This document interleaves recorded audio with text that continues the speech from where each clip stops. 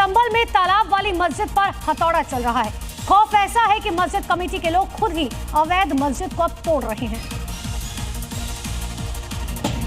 ये तस्वीर बरेली की नहीं बल्कि संभल की है। यहाँ अवैध मस्जिद को मुस्लिम समुदाय खुद ही हथौड़ा लेकर तोड़ रहा है। पिछले 3-4 दिन से ग्रामीण इस मस्जिद के बस्तीकरण में लगे हुए हैं। ये जानकर आप हैरान होंगे कि यहाँ जो बुलडोजर चल रहा है वो सीएम योगी आदित्यनाथ ने नहीं भेजा बल्कि मस्जिद कमेटी ने खुद ही बुलाया है। जिस मस्जिद पर हथौड़ा चल रहा है उसे तालाब वाली मस्जिद बोला जाता है। तालाब की जमीन पर कब्जा कर बनी इस मस्जिद को तोड़ने के खिलाफ इलाहाबाद हाई कोर्ट में एक याचिका दी गई थी, जिस पर सुनवाई करते हुए कोर्ट ने मस्जिद को तोड़ने पर रोक नहीं लगाई। और नतीजा ये कि मुस्लिम समुदाय खुद ही इसे अब ध्वस्त कर रहा है। पश्चिम बंगाल में भारी बारिश ने तबाही मचा रखी है। खासतौर पर दार्जिलिंग जिले के मिरिक में लैंडस्लाइड से कम 13 लोगों की अब तक जान जा चुकी है। आसमान से बरसी आफत से दार्जिलिंग में हाहाकार मचा हुआ है। भारी बारिश के कारण मिरिक में लैंडस्लाइड हो गया, जिससे मिरिक और कुर्सेओंग को जोड़ने वाला दुधिया आयरन ब्रिज भर कर ढह गया। घटना के बाद फिलहाल सिलीगुड़ी दार्जिलिंग पर वाहनों की आवाजाही रोक दी गई है और राहत बचाव कार्य शुरू कर दिया गया है। हालांकि लगातार बारिश और फिसलन भरी सड़कों के कारण रेस्क्यू ऑपरेशन में काफी दिक्कतों का सामना करना पड़ रहा है। प्रशासन ने लोगों से पहाड़ी रास्तों और नदी किनारों से दूर रहने की अपील की है। और अब बात करते हैं जयपुर की, जहां से हैरान करने वाली तस्वीर सामने आई। यहां सड़क पर दौड़ती स्कॉर्पियो कार आंख का गोला बन गई। अगर आप खुद को कार में सुरक्षित महसूस करते हैं तो ये तस्वीर आपको जरूर देखनी चाहिए। अगर आप स्कॉर्पियो जैसी कार खरीदने का प्लान बना रहे हैं तो भी ये खबर आपको देखनी चाहिए। जयपुर की सड़क पर लपटों से घिरी स्कॉर्पियो कार में कार सवार की जान मुसीबत में उस वक्त पड़ गई जब अचानक ये कार चलते चलते आग का गोला बन गई। घटना दौलतपुर थाना इलाके की है। गनीमत ये रही कि वक्त रहते ड्राइवर ने कार से कूदकर किसी तरह जान बचा ली। सूचना के बाद मौके पर पहुंची फायर ब्रिगेड की गाड़ी ने आग पर काबू पाया। तमिलनाडु की बड़वानी पुलिस को बड़ी कामयाबी मिली। बदमाशों से पुलिस ने करोड़ों के सोने के साथ साथ लाखों की नकदी बरामद की। ये तस्वीरें तमिलनाडु के बड़वानी की हैं। यहाँ पुलिस ने जिन चोरों को पकड़ा उनसे करोड़ों का सोना बरामद हुआ है। पुलिस ने इन बदमाशों को बालसामू चेक पोस्ट पर करोड़ों के माल और लाखों की नकदी के साथ गिरफ्तार किया। आरोपियों के पास से 9 किलो 485 ग्राम सोने के साथ 3,05,000 की नकदी बरामद हुई। इतना सोना देख पुलिस भी हैरान थी। पुलिस ने 2 बदमाशों को गिरफ्तार किया है। पकड़े गए बदमाशों के नाम विक्रम और मांगीराम हैं, जो राजस्थान के जोधपुर के रहने वाले हैं। पुलिस ने इन शातिरों के कब्जे से 1 तमंचा और 2 जिंदा कारतूस भी बरामद किए हैं। छत्तीसगढ़ के बेमेतरा में प्लास्टिक पाइपलाइन की फैक्ट्री में भीषण आग लगने से काफी नुकसान हुआ। फैक्ट्री में रखा हुआ सारा सामान जलकर राख हो गया।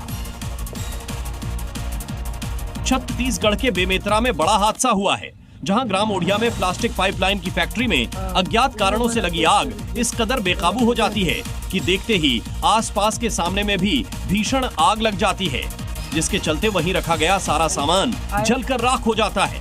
वहीं फैक्ट्री में आग लगने के बाद मौके पर अफरा तफरी का माहौल बन जाता है। बड़ा तबाही भी है। जिसके बाद सूचना पर मौके पर पहुंची दमकल विभाग की टीम ने घंटों की कड़ी मशक्कत के बाद आग पर काबू पाया। वहीं फैक्ट्री में लगे आग से करीब 1.5 करोड़ का नुकसान बताया जा रहा है। राजस्थान के अलवर जिले में खाद्य सुरक्षा विभाग ने मिलावटी दूध के खिलाफ बड़ी कार्रवाई की। 4200 लीटर दूध को नष्ट किया गया। दीपावली पर्व को देखते हुए स्थानीय प्रशासन मिलावटखोरों पर सख्त हो गया है। अलवर के खैरथल इलाके में एक खाद्य सुरक्षा विभाग टीम ने मिलावटी दूध की खेप पकड़ी है। 2 पिकअप गाड़ियों के अंदर मिलावटी दूध रखा हुआ था। जांच के बाद दूध को नष्ट कर दिया गया है। जांच टीम ने मिलावटखोरों को सख्त निर्देश देते हुए कहा, किसी भी तरह की मिलावट बर्दाश्त नहीं की जाएगी।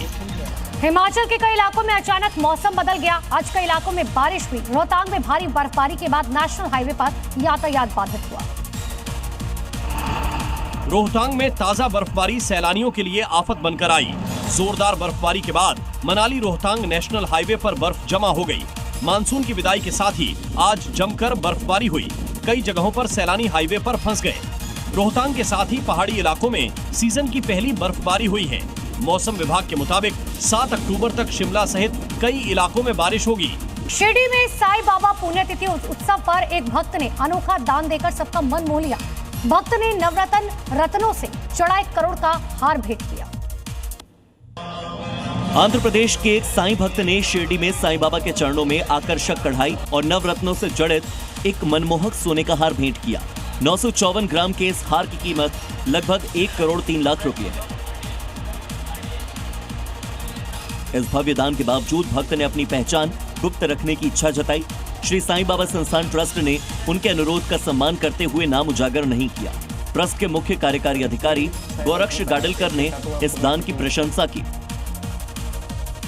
यूपी के हापुड़ में देर रात 2 समुदायों के बीच हिंसक झड़प हो गई, जिसके बाद दोनों तरफ से जमकर पथराव हुआ। कई लोगों को गंभीर चोट आई। बवाल के बाद इलाके में तनाव बना हुआ है।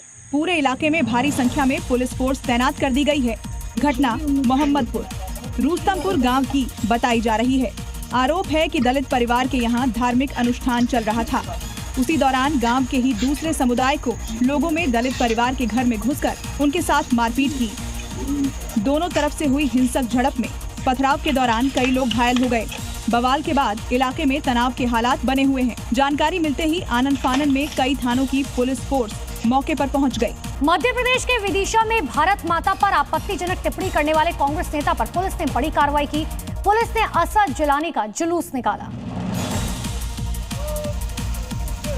मध्य प्रदेश की विदिशा में पुलिस ने कांग्रेस नेता असद खान जिलानी का जुलूस निकाला। साथ ही कान पकड़कर भारत माता की जय भी करवाई। पुलिस कार्रवाई के दौरान हिंदू संगठनों ने धरना देकर उसकी जमानत रद्द करने और उस पर एनएसए लगाने की मांग भी की। जिलानी के बयान पर बड़े पैमाने पर गुस्सा है और प्रशासन सख्त कार्रवाई के संकेत दे रहा है। आरोप है कि जिलानी ने आरएसएस शताब्दी सिक्के पर छपी भारत माता को डायन कहा था।